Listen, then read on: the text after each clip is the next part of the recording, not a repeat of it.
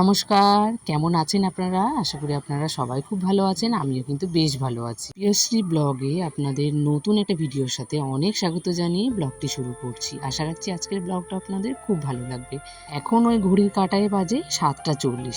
আমি স্নান করে এসে গেছি। তারপরে এসে একটু স্কিন কেয়ারটা করে নিচ্ছি, যেহেতু সকালটা একটা টাইম নিজেকে একটু দেখার মতো আর নিজের স্কিনটাকে একটু যত্ন নেওয়ার মতো। তো আমি সকালে যখন স্নান করে নিয়েছি, তাহলে একটু সকালে সানস্ক্রিনটা একটু মেখে নিলাম, যেহেতু এখন রান্নাঘরে যাব বললেই তো আর রান্নাঘরে যাওয়া যায় না, কারণ সকালে উঠে অনেক কাজ থাকে। যেমন আমার পরে পরে যদি মাম্মাম ঘুম থেকে উঠে যায়, তাহলে কিন্তু কাজ করতে খুবই কষ্ট হয়ে যায়। তো এখন যাবো পুজো করতে। তো চলো, সব কিছু রেডি আছে, জাস্ট যাবো পুজোটা দিতে। পুজোর ঘরে এসে আমাদের কিন্তু পুজো করতেও অনেকটা সময় লেগে যায়। যেমন পুজোর যদি সব কিছু রেডি থাকে, তাহলে কিন্তু বেশিক্ষণ পুজো দিতে লাগে না। আর যদি বাসন মাজার থেকে শুরু করে পুজোর ঘর পরিষ্কার করা থেকে এ টু জেড যদি সব কাজ করতে হয়, মিনিমাম পুজোর ঘরে 1 ঘন্টা মতো কেটে যায়। তো প্রতিদিন এটা আমার সকালে যেহেতু সময় হয় না, আমি আগের দিন রাতে কিন্তু সব ভালো করে গুছিয়ে রাখি আর সব কিছু মুছে পরিষ্কারভাবে রাখি, আর পারলে বাসনটাও মেজে রাখি। বেশিরভাগটা আমি বাসন মেজেই রাখি, যেহেতু সকালবেলা আমার অনেকটা দেরি হয়ে যায় ঘুম থেকে উঠতে, তখন কিন্তু আর সকালে ওই একসাথে সব কাজ আর পেরে উঠতে পারি না। আমার পুজোটা দেওয়া হয়ে গেল।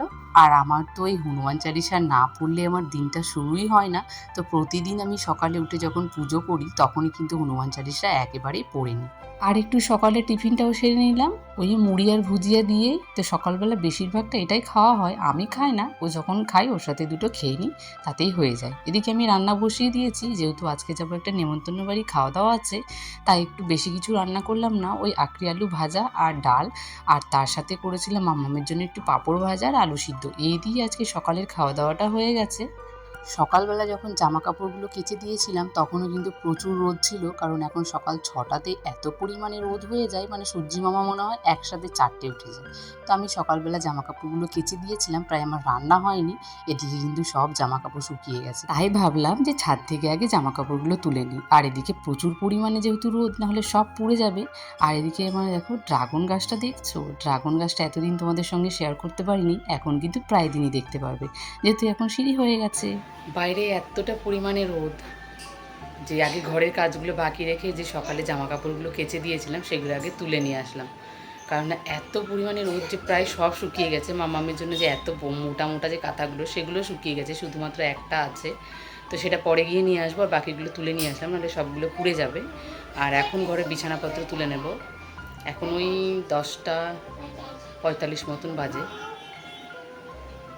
এখন ওই 10:45 বাজে। তো এখন এই বিছানাপত্র তুলে নেব, বাইরের সোফাটা একটু পরিষ্কার করব, তারপর মাম্মামকে একটু জুস বানিয়ে দেবো, খাবে।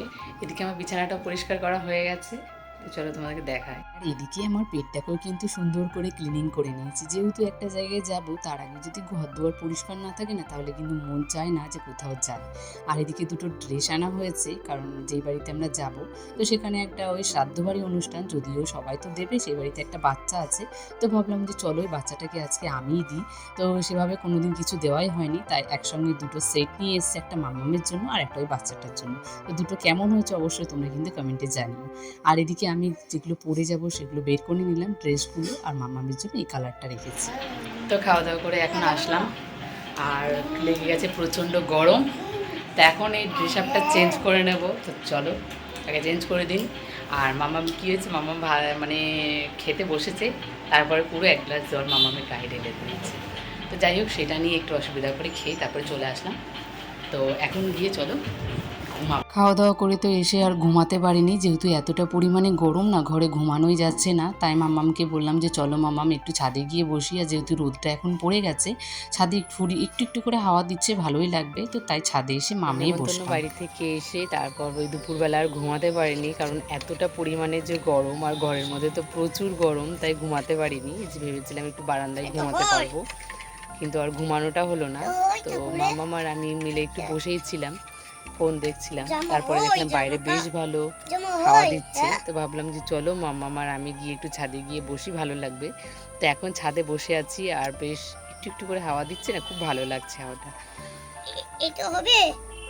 তো এখন যাব, নিচে যাব, কারণ নিচে একদম অন্ধকার হয়ে আছে পুরো, লাইট ফাইটগুলো গিয়ে জ্বালাবো আর সন্ধে দেবো। আর ভেবেছিলাম হয়তো বৃষ্টিটা একটু হলে না খুব ভালো হয়, কালকেও ভেবেছিলাম একটু বৃষ্টি হবে কিন্তু হলোই না। চলো কি করব, না হলে প্রাকৃতিকের ওপরে কি আমাদের আর হাত আছে। তো যাই হোক চলো, আজকের মতো ভিডিওটা আমি এখানে শেষ করবো। তোমাদের কেমন লাগছে অবশ্যই তোমরা কিন্তু কমেন্টে জানিও। নতুন নতুন বন্ধুরা সবাই পাশে, দেখা হবে তোমাদের সঙ্গে আবার একটা নেক্সট ব্লগের সঙ্গে। ততক্ষণের জন্য ভালো থেকো, সুস্থ থেকো, নিজের খেয়াল রেখো, আর সবার জন্য টাটা।